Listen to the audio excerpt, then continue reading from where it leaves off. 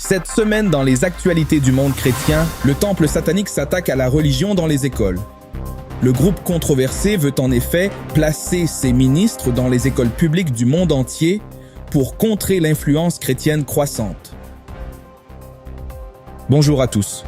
Bienvenue à l'édition de cette semaine des actualités du monde chrétien. Je suis Laurent Kinsilla.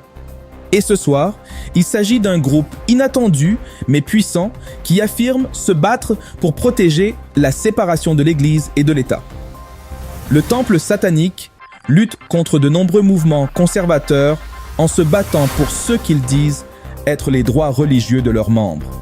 Un problème sur lequel nous les avons vus gagner du terrain est l'avortement. Ils ont poursuivi des États pour y avoir accès, lançant même ce qu'ils appellent le premier réseau de cliniques d'avortement religieux. Maintenant, le temple satanique s'attaque à la religion dans les écoles en utilisant de nouvelles lois dans plusieurs États pour essayer de faire entrer des ministres satanistes dans les salles de classe. De notre envoyé aux États-Unis, Jackie Dominique. Ce soir, le temple satanique veut placer ses propres ministres dans les écoles publiques en Floride et en Oklahoma. C'est un mouvement d'opposition aux législateurs conservateurs de ces États qui ont voté pour permettre aux aumôniers religieux de servir dans les écoles, essentiellement en tant que conseillers. Les aumôniers ont un rôle très spécifique. 13 autres États ont proposé des projets de loi similaires cette année. Le groupe au nom démoniaque utilise ce débat pour repousser certains idéaux chrétiens et leur chevauchement croissant sur la vie publique. S'ils adoptent ces projets de loi, ils devront composer avec des ministres de Satan agissant comme aumôniers dans leur district scolaire. Lucian Greaves, qui utilise un pseudonyme pour se protéger contre les menaces, est l'un des cofondateurs du temple satanique. Ils vont perdre devant les tribunaux. La Constitution est sans ambiguïté à ce sujet. Vous ne pouvez tout simplement pas prendre une identité religieuse et la retirer d'un accommodement public. Ils devront payer les frais d'avocat et, franchement, ils ne devraient pas mettre ce genre de budget dans ce genre de guerre culturelle.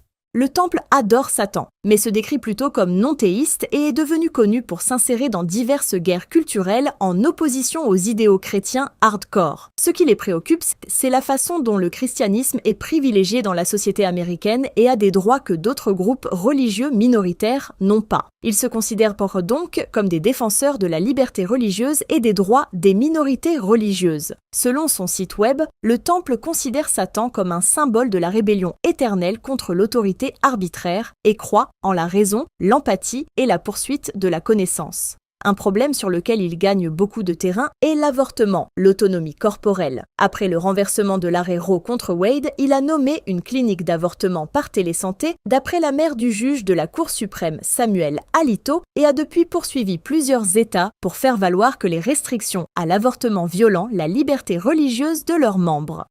Et puis, lorsque l'Arkansas a installé une statue des 10 commandements devant son Capitole d'État, le temple a dévoilé sa propre statue de la figure à tête de chèvre Baphomet. Le nombre de congrégations du temple satanique a plus que doublé depuis 2021 au milieu de la montée du nationalisme chrétien. Ceux qui seraient attirés par le temple satanique sont particulièrement préoccupés par les excès chrétiens et il y a cette crainte que d'une manière ou d'une autre, l'Amérique, ou du moins des parties de l'Amérique, deviennent une théocratie chrétienne évangélique par opposition à une démocratie laïque. Le temple voit la force dans cette prise de conscience dans leur mission, comme ils le disent, de combattre le feu par le feu.